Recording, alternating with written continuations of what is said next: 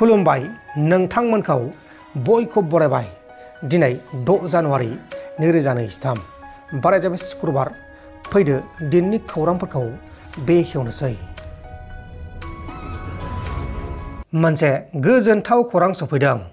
बाक्सा डिस्ट्रिक्टनि सालबारि police बादानि सिङाव थानाय बरगाव पुराना गामिनि बिनाराम बसुमतारी आरो बिमा लक्ष्मी बसुमतारी बिथांमोननि अनजालु फिसाज्ला प्रेमसिंह बसुमतारी बिथाङा पान्जाबनि अमृतसराव थांनाय 28 डिसेम्बरनिफ्राय 30 डिसेम्बरसिम खुंफुंजानाय नेशनेल लेभेलनि खेलायाव सिनियर उसु गेमाव देरहासार जानानै सिलभारनि मेडेलखौ आवग्रिनो हादों आरो बिथाङा बे बान्थाखौ आवग्रिनो हानानै बर' हारिजों लोगोसे ओनसोलखौ गोग्गाथाव खालामनो हादों।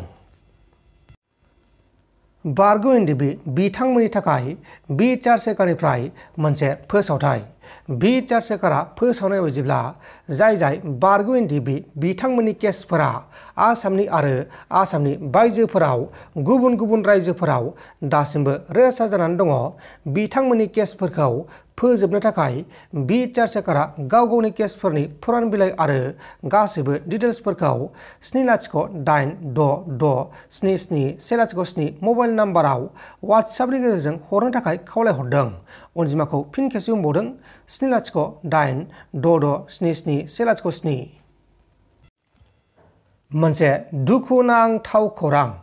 बर' हारिनि थाखाय गावनि आगोमा जिउखौ बावसोमबोनाय चिरां डिस्ट्रिक्टनि सिङाव थानाय 1 नं आमगुरि नयापारा गामिनि थागिबि बिस्वजित बसुमतारी उर्फे बि बिरसा बिथाङा दौलें लानानै गावनि बेसेन गोसा जिउखौ गावनो फोजोबदों।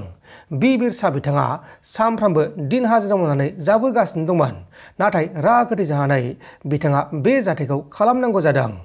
रिपर्टनि बायदिब्ला बिथांनाव अरुणाचल प्रदेशआव केस दंमोन आरो बे केसआनो खनले वारेन्ट फैबाय थानायलाय रागा गोथै जानानै बिथाङा गावनि बेसेन गोसा जिउखौ 24 बोसोर बैसोआवनो फोजोबना लानांबाय। गुबुन फारसेथिं आथिखालनि सोरखारा केसफोरखौ उइथड्र खालामबाय होननानै माखासे सान सिगां खौरांगिरिफोरनि सिगाङाव बुंथिनाय जादोंमोन।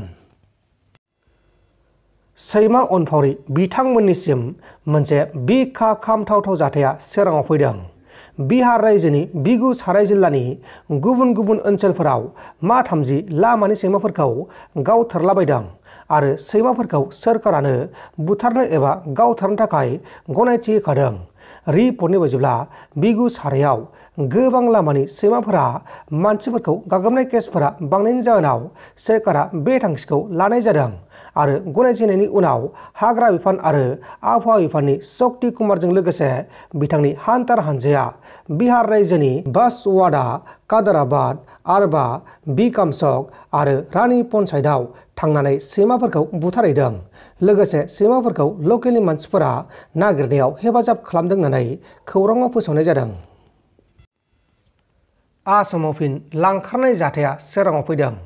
आसामनि डिब्रुगड़ डिस्ट्रिक्टनि सिङाव थानाय धुलियाजानाव जाइदुल आली मुंनि सासे सुबुङा जली आगरवाल मुंनि सासे सिख्लासा गथ'खौ किडनेप खालामनानै लांखुमादों। सिख्लासानि न'खरनि मानसिफोरा बुंनाय बायदिब्ला गावसोरनि गथ' जली आगरवाला थांनाय 31 डिसेम्बरावनो गगৈ मार्केटआव टिउसन लानो थाखाय थांनाय जादोंमोन। बेनि उननिफ्रायनो न' फारसे फैयाखै आरो फनबो खालामबाबो फनबो हमाखै होननानै पुलिसनो फोरमायदों आरो पुलिसाबो बे केसखौ लानानै नागिरनाय खामानिखौ खालामगासिनो दङ, नाथाय दासिमाव नागिरना मोनथ'नाय जायाखै।